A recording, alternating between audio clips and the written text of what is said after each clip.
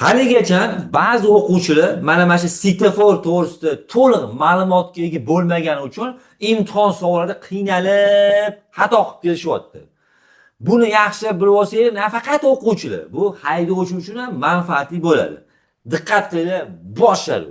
Sizlar svetoforlarni qizil, sariq, yashil yonganlarini ko'rgansiz, lekin oq yonganini ko'rganmisizlar? Mana o'sha svetofor. Bu svetofor T-simon svetofor deyiladi. T-simon svetofor. Ya'ni tramvaylarga va alohida bo'lakdan yuradigan yo'nalishli transport vositalariga tegishli deymiz. T-simon nimaga aytilyapti? Chunki T-ga o'xshagan uchun bu. Va kimlarga tegishli desa, tramvaylarga yoki avtobuslarga, tramvay avtobuslarga deb o'tirmanglar. Tramvaylar va alohida bo'lib yuradigan yo'nalishli transport vositalari deyishimiz kerak. Eslab qoldinglar. Bu oq yo'nadi, qora bo'lsa o'chadi. Pastdagi dumalosi ruxsat beruvchi ishora. Tepasi dumalosi esa chapdagi chapga, o'rtadagi to'g'riga, o'ng tomondagi o'ngga degan ma'no bildiradi. Avvalambor biz pastga qarashimiz kerak ekan. Mana qaranglar. Birinchi rasmga e'tibor beringlar. Pastdagi dumalosi qop-qora turibdi.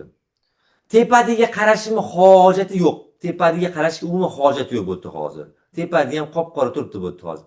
Men tepadagi oppoq yongani bilan pastdagi dumalosi qorami, tepaga qaraymiz. Ikkinchi rasmga e'tibor berasizlar. Mana pastdagi dumalosi, ya'ni ruxsat beruvchi ishora qora turibdi. Tepadagi oq yongan bilan qaraymiz bo'ldi. Keyingi rasmga e'tibor bersanglar, pastdagi oppoq yonyapti, ruxsat deyapti. Keyin tepaga qaraymiz. Qayerga ekan deyapti. To'g'riga ekan bo'ldi. Mana pastdagi uch rasmga e'tibor bersanglar, oq yonyapti. Pastdagi ruxsat deyapti. Qayergaligini tepaga qarab bilib olishimiz kerak ekan. Tushundinglar? Avvalambor pastdagi dumalosiga qarashimiz kerak. Ruxsat deyaptimi? Keyin tepadiga qarashimiz kerak. Qayergaligini ko'rsatayotganiga qarab turib, biz shunga qarab, demak, javob berishimiz mumkin bo'lar ekan. Endi mana e'tibor berasizlar, pastdagi dumalosi oq yonyapti, ruxsat deyapti, tepaga qaraymiz, to'g'riga ekan. O'ng tomon rasmga e'tibor beringlar, pastdagi dumalosi ruxsat beryapti, tepaga qaraymiz, to'g'riga va o'ngga ekan. Keyin savolni o'qib javob beringlar. Ayrim savollarda ruxsat etilgan yo'nalish ko'rsatiladi, ayrim savollarda esa taqiqlangani ko'rsatiladi. Ayrim savollarda avtomobil berib turadi sizlarga. Avtomobil qat yurishi mumkin edi. Avtomobil bu svetoforga qaramaydi. Bunga qarab turib javob berib olmaydi. O'zini oddiy svetoforga qaraydi u. Mana obishniy svetoforga. Ketdi mana. Mana misol mana. Bizaga to'g'riga o'ng ruxsat beryapti. Demak, tramvayga bu vaziyatda hozir to'g'riga chapga ruxsat beryapti. Mana bu rasmga e'tibor bersanglar, bizaga to'g'riga o'ng ruxsat beryapti. Mana oddiy svetoforga qaramamiz. Tepadagi T-simon svetoforga qarasanglar, to'g'riga ruxsat beryapti. Ko'ryapsizlar? Demak, bu yerda tramvaylar va alohida bo'lib yuradigan yo'nalishli transport vositalari mana shu T-simon svetoforga qarash kerak bo'ladi. Mana. Keyingi svetoforga e'tibor beramiz. Pastdagi dumalosi qop-qora turibdi, bo'ldi. Tepadiga qarashga umuman hojat yo'q bo'ldi. Tepadagi chapga to'g'riga o'ng yo'naltirish ochiq bo'lgani bilan pastga qora turibdimi? Mumkin emas, shu bo'ldi. Endi biz istalgan tomonga ketaveramiz, chunki oddiy obishniy svetofor turibdi va bitta dona qator ekan bizda. Endi testda xuddi shu rasm bor. Savolda aytganki, avtomobil haydovchisi avtomobil haydovchisi bunday vaziyatda qanaqa yo'l tutish kerak degan.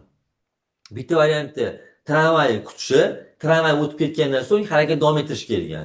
Ikkinchi variantda aytganki, harakatni birinchi yo'l davom ettirib ketirish kerak degan. Qarab o'tirishadi, tramvay birinchi o'tish kerak deyishadi. Voy baraka topkurlar. Tramvay qachon birinchi o'tadi? Qachonki yo'llarimiz kesishadigan bo'lsa, huquqimiz teng bo'lsagina, ana o'shanda tramvay birinchi o'tadi. Bu yerda yo'llarimiz kesishgan bilan tramvay to'xtab turib, tramvay mumkin emas. Bizga ruxsat beryapti, biz yurib ketaveramiz, birinchi o'tib ketaveramiz, bo'ldi. Yana savol bor.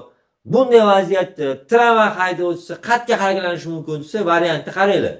Barcha yo'nalishlarga harakatlanish taqiqlanadigan variant yozib qo'ying. Ko'rasizlarmi? Barcha yo'nalishga harakatlanish mumkin deb taqiqlanadigan variant tanlashimiz kerak. Mana shunaqangi targ'ib savollar bo'ladi. Sizlar diqqat bilan tushunib olishingiz kerak bo'ladi. Svetofor turlari ko'p. Hozircha mana svetofor to'g'ri tushuntirdim. Videolarimizni ko'rib boringlar. Obuna bo'lmaganlar obuna bo'lib qo'yinglar. Endi keyingi videoda yana ham zo'r, yana ham bir qiyin bo'lgan mavzularni chiqarishga harakat qilamiz. Endi imtihonga tayyorgarlikka ko'rayotganlar bor.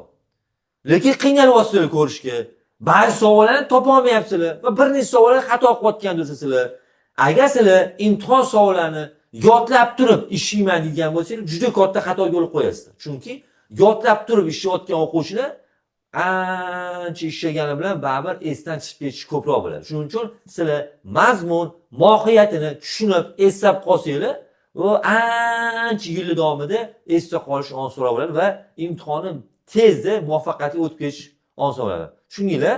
Agarda sizlar imtihonni tushunib ishlamoqchi bo'lsangiz, bizda imtihonga tayyorlov onlayn kurslarimiz bor. Xohlagan joyida, qiziqarlisi, bu yerda juda ham qulay tomoni shuki, xohlagan joyingizda, xohlagan vaqtingizda bizning imtihon tayyorlov kursimiz, onlayn kurslarimizdan foydalanishingiz mumkin bo'ladi. Bizlar uchun videoroliklar, dasturlar qilganmiz, juda ham oson, qulay qilib qo'yganmiz. Agarda imtihonga tayyorlov onlayn kursimiz sizlarga qiziq bo'layotgan bo'lsa, qanaqa bo'ladi, jarayonlar qanaqa bo'ladi, tartiblar qanaqa bo'ladi, narx-navolar qanaqa bo'ladi, qiziq bo'layotgan bo'lsa, pastda havola qoldirmagan, link qoldirma, o'sha havola orqali ro'yxatdan o'tinglar va to'liq va batafsil ma'lumotga ega bo'linglar. Xudo xohlasa sizlarga manfaati zo'r, shuni yoqadigan bo'lsa, bemalol sizlar ulanasizlar va yaxshilab tayyorgarlik ko'rib, strategiyadan foydalanadigan bo'lsanglar, imtihondan muvaffaqiyatli xudo xohlasa o'tib ketasizlar. Bizlarni kuzatishda davom etinglar.